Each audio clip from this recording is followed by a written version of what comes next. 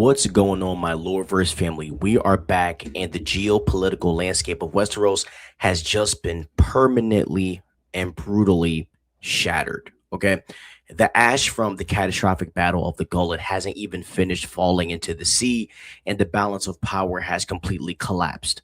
If the season premiere was a masterclass in psychological manipulation and the suffocating grief of lost sons, this episode, season 3, episode 2, is a relentless breakneck race to the end game. And it brings us the singular landmark moment we've been tracking since the very first frame of the series.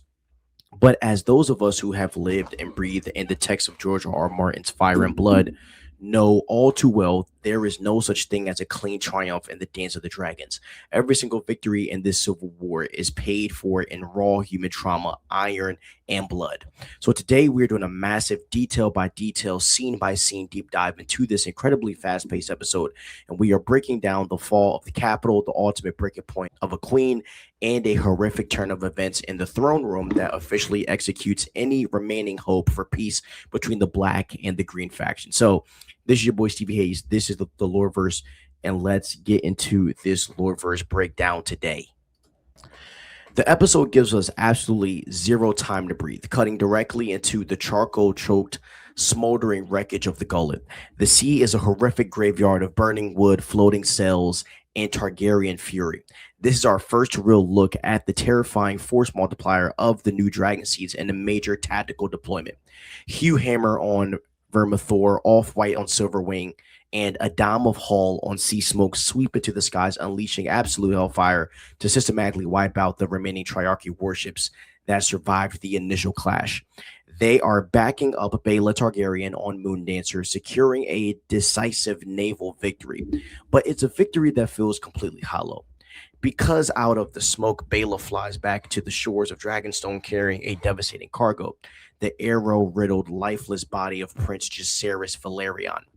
And this scene on the Dragonstone docks is a visceral punch to the gut. Seeing Jace, the crowned prince, the brilliant diplomat, the son who literally just stepped up to be the mature leader in the room to protect his mother, laid out cold on the stone, completely destroys Rhaenyra's spirit. The psychological weight of his loss plunges her into a catastrophic spiral of grief. She becomes entirely bedridden, cloaked in darkness, refusing counsel. She openly questions the existential purpose of the entire war, realizing a bitter truth. What is the point of fighting for a throne if the price of the crown is the ritual slaughter of every single one of your children? Meanwhile, over the shores of Driftmark, we see the grim reality of what this naval slaughter has cost House Velaryon. Alan of Hall, Baela, and Adam are wading through piles of washed up bodies, desperately searching for the sea snake. And during the height of chaos, Lord Corlys Velaryon was thrown overboard during a brutal close quarters duel with the eccentrics Tarashi Pirate Commander Shakaro Lahar.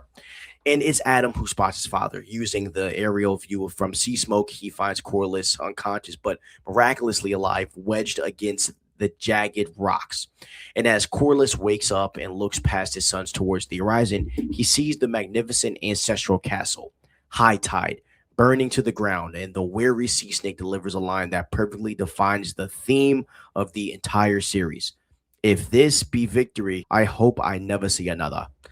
To reward the relentless bravery, though, and loyalty of a man who worked at the shipyards, Corlys makes a massive move. He officially bestows the Velaryon family name onto Alan, fully legitimizing him as his heir. But look at heavy silent tension in the scene. Adam, the brother who actually bonded with the Targaryen dragon and used that dragon to save Corlys from drowning, is completely passed over for legitimacy. And this possibly could create a lingering, high volatile sense of resentment between them two, showing that even when facing total ruin, the rigid, toxic politics of bloodlines still poison the structural roots of Westeros. We then cut to the Vale, where Rhaenyra Targaryen is fracturing under the weight of her own silent guilt. She begs Lady Jean Arryn for continued asylum, absolutely consumed by the belief that her secret obsession with tracking down the wild dragon sheep stealer left Jace unprotected when he needed her most. At this point, no one else in the realm knows she has actually bonded with this primal mud-colored monster. Rhaena is neglected. Lady Jean Arryn does not want anything to do with Rhaena at this point. So Rhaena is now on her own. She is cooked. So we'll see what happens with her. Now, over in the Riverlands, the tone shifts from quiet guilt to unhinged medieval savagery. Daemon Targaryen finally links up with Roderick Dustin and the fiercely loyal, battle-hardened Northmen known as the Winter Wolves.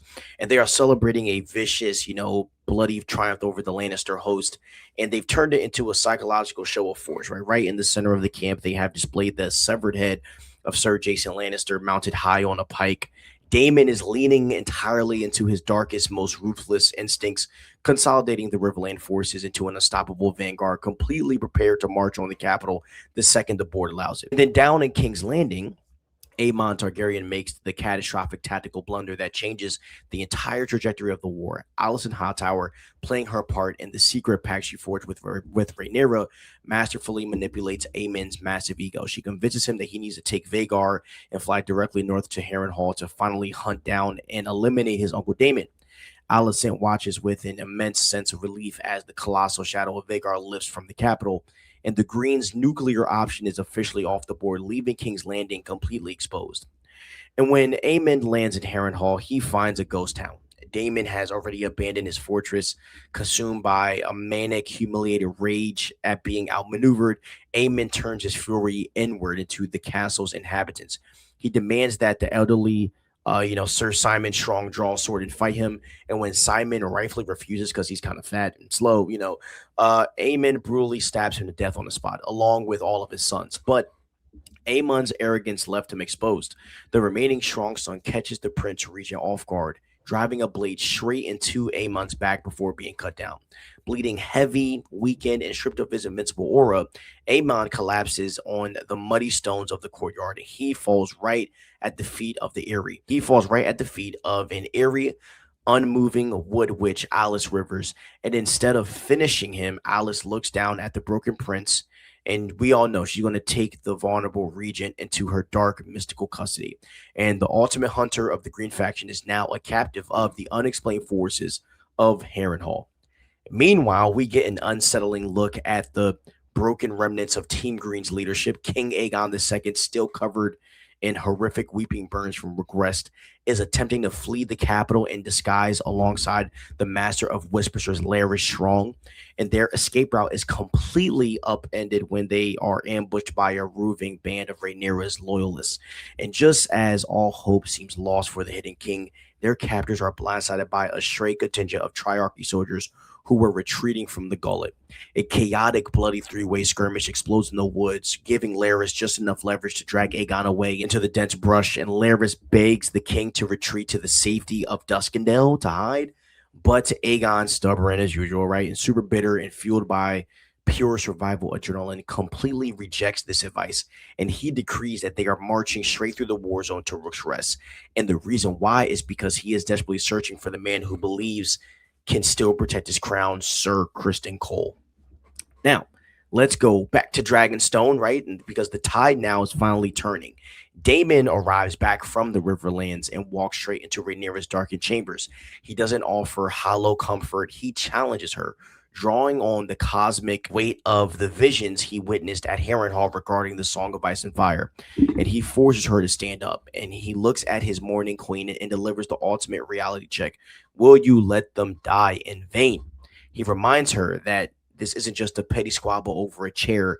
It's a vital prophetic preservation of the Targaryen bloodline against the dark future. And before they mount their dragons, Daemon makes sure that the new dragon seeds understand the hierarchy. And in a stunning display of dominance, he fiercely slapped Off-White earlier, actually, across the face, delivering a chilling warning, right? The queen gave them dragons to burn Vhagar, not to offer their opinions at the council table. And with the dragon seeds falling in line, the Black faction is launching their assault, right? Rhaenyra, Daemon, Hugh, and Off descended upon King's Landing on Dragonback, darkening the skies over Blackwater Bay. Down below, Alicent and Helaena fulfilled their end of the secret bargain perfectly, ordering the garrison to lay down their arms. And there is a brief moment of resistance inside the Red Keep where a small contingent of White Cloaks tries to hold the line, but Daemon completely cuts through them easily. and he is met in the courtyard by Luther Largent of the City Watch. And the Gold Cloaks instantly turn their spears on their own Green commanders, and Largent steps forward and proudly declares the loyalty of the streets, right? Here's the quote: "The City Watch remembers our commander Daemon Targaryen and Queen Rhaenyra, the one true heir." And now the capital has fallen without a single drop of dragon fire touching the city walls. Somewhat of a W. And this brings us to the final darkest act of the episode, a scene that completely alters the moral trajectory of this entire series. Now, while clearing out of the subterranean depths of the black cells, Damon uncovers a hidden quote unquote gift left behind by the fleeing Larys Strong, Sir Otto Hightower, the former hand of the king who had been secretly thrown into the dark and left to rot after Crystal Cole stripped him of his office. Now, remember, she made a solemn binding promise to Alicent during their midnight meeting that she would spare her family if the city surrendered without a fight.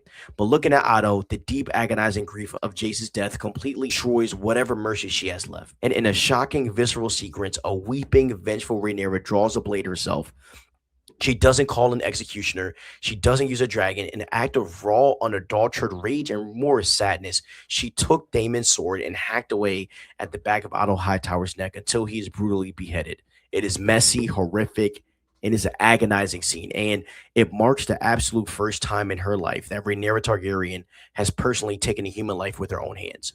And the final sequence of the episode is pure cinematic tragedy, leaving a trail of wet, bloody footprints across the pristine marble floor of the Great Hall. A visibly shaking, emotionally detached Rhaenyra slowly ascends to the steps of the throne. She turns and she finally sits upon the Iron Throne. And the camera cuts to the doorway where Alicent Hightower is being escorted into the room under guard, and she looks down and her eyes fixate on the severed, bloody head of her father resting at the foot of the throne. And the secret deal is now shattered. The maternal pack is dead as Rhaenyra stares back from the blades of the throne. Any remaining illusion of an honorable peace is completely wiped away. The dance of the dragons has officially evolved into a war of total, unmitigated annihilation. Now, what an absolute insane turn of events. What do you guys think about Rhaenyra's choice at the end of the episode? Was executing Otto Hightower justified? And was it a necessary act of justice to secure her crown and avenge her sons, or did she completely sacrifice her moral high ground and guarantee the total destruction of her own family by breaking her word to Alicent? And how do you think Aemond is going to react when he wakes up in the custody of Alice Rivers? Drop your wildest theories, your deep lore breakdowns, and your character predictions in the comments down below. And let's get a massive conversation going, because I would love to see that. And if you want to keep digging deep into the dark psychology and the deep history behind Dance of the Dragons, make sure to smash the like button. And look, guys, we're on episode 2. We have a whole entire season to run through. So I'll see you guys in the next breakdown. Stay crispy and peace out.